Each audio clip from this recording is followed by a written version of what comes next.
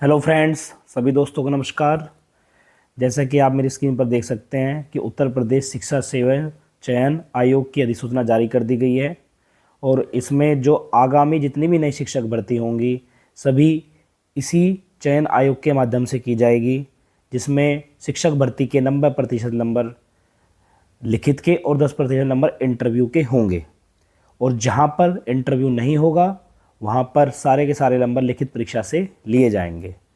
तो दोस्तों, पहले क्या होता था, जितने भी कैंडिडेट भर्ती की तैयारी कर रहे हैं जिन्हें ना पता हो और जिन्हें पता होगा उनकी तो कोई बात नहीं, जिन्हें नहीं पता मैं उन्हें यह बताना चाहूँगा कि पहले जो बेसिक शिक्षा परिषद जो हमारे कक्षा 1 से 5 तक के स्कूल हैं और जो हमारे एडेड स्कूल है माध्यमिक के और जो हमारे कक्षा 6 से 10 तक के और जो हमारे राजकीय स्कूल हैं 11वीं 12वीं तक के जो हैं, तो उनमें जो भर्ती होती थी विभिन्न विभिन्न आयोगों से होती थी। जैसे 1 से 5 तक की जो भर्ती थी वो पीएनपी बोर्ड कराता था और 6 से 12 तक के जो एडेड स्कूल हैं 10वीं 12वीं तक के उनके माध्यमिक आयोग के माध्यम से होती थी। और जो इंटर कॉलेज तक के हैं जो राजकीय विद्यालय हैं, तो जो राजकीय स्कूल हैं उनमें यूपी पीसीएस आयोग से होती थी, जो उनके प्रधानाचार्य पद पर जो भर्ती होती थी। लेकिन अब क्या है, अब जितने भी जो भी आगामी भर्ती होंगी वे सब इसी चयन आयोग के माध्यम से होगी। उत्तर प्रदेश शिक्षा सेवा चयन आयोग की जो अधिसूचना जारी की गई है, ठीक है। और दोस्तों, जैसे इसमें लिखा हुआ, मैं आपको इसे पढ़ के भी सुना देता हूँ एक बार।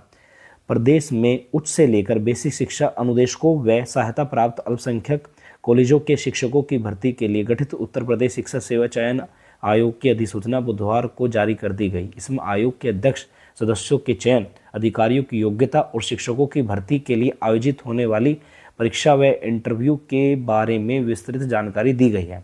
इसके अनुसार आयोग विभिन्न स्तर पर शिक्षकों की भर्ती के लिए आवेदन लेगा। अध्यापक व अनुदेशकों की भर्ती के लिए लिखित परीक्षा का आयोजन किया जाएगा। लिखित परीक्षा में 2 घंटे की वस्तुनिष्ठ आधार पर होगी। लिखित परीक्षा के लिए 90% नंबर और 10% नंबर इंटरव्यू के होंगे। जहां साक्षात्कार नहीं होगा वहां लिखित परीक्षा के ही पूरे नंबर जोड़े जाएंगे। पूर्णांक का निर्धारण आयोग करेगा।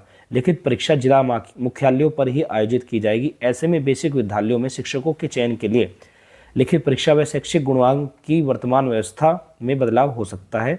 अब इनका चयन या तो सीधे लिखित परीक्षा या लिखित परीक्षा व इंटरव्यू के आधार पर होगा। वहीं यूजी पीजी कॉलेज के प्राचार्य पद के लिए जितने भी डिग्री कॉलेज हैं यहाँ पे सरकारी, उनकी बात की गई है, जहाँ पे इंटर के बाद की पढ़ाई होती है, ग्रेजुएशन और पोस्ट ग्रेजुएशन की। वहीं यूजी का मतलब अंडर ग्रेजुएट, पीजी का पोस्ट ग्रेजुएट। वहीं यूजी पीजी कॉलेज में के प्राचार्य प्रोफेसर पद के लिए प्राचार्य पद के लिए चयन लिखित परीक्षा व एपीआई के आधार पर होगा। लिखित परीक्षा में पास अभ्यर्थियों में से रिक्तियों के सापेक्ष 3 से 5 गुना लोगों को बुलाया जाएगा।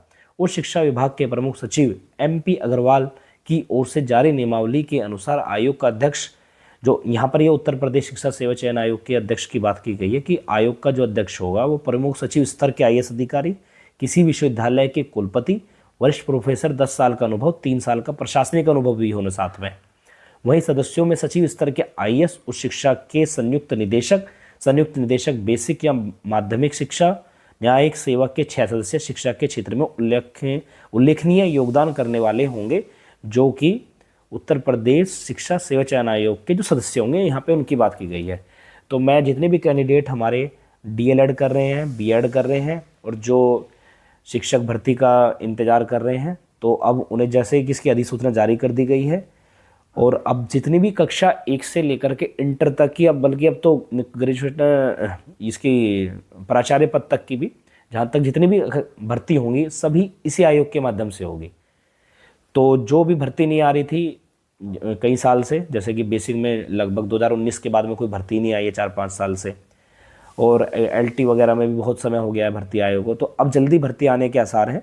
तो जितने भी कैंडिडेट हमारे, जितने भी अभ्यर्थी हैं जो तैयारी कर रहे हैं, तो वे इसकी तैयारी करते रहें और हतोत्साहित ना है वो, क्योंकि आगामी वर्ष चुनावी वर्ष है तो इसमें भर्तियाँ जरूर निकलेगी।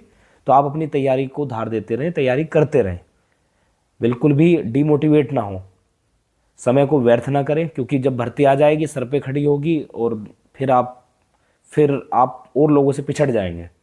थोड़ा सा इस चीज़ का आपको ध्यान रखते हुए अपनी तैयारी को अपडेट करते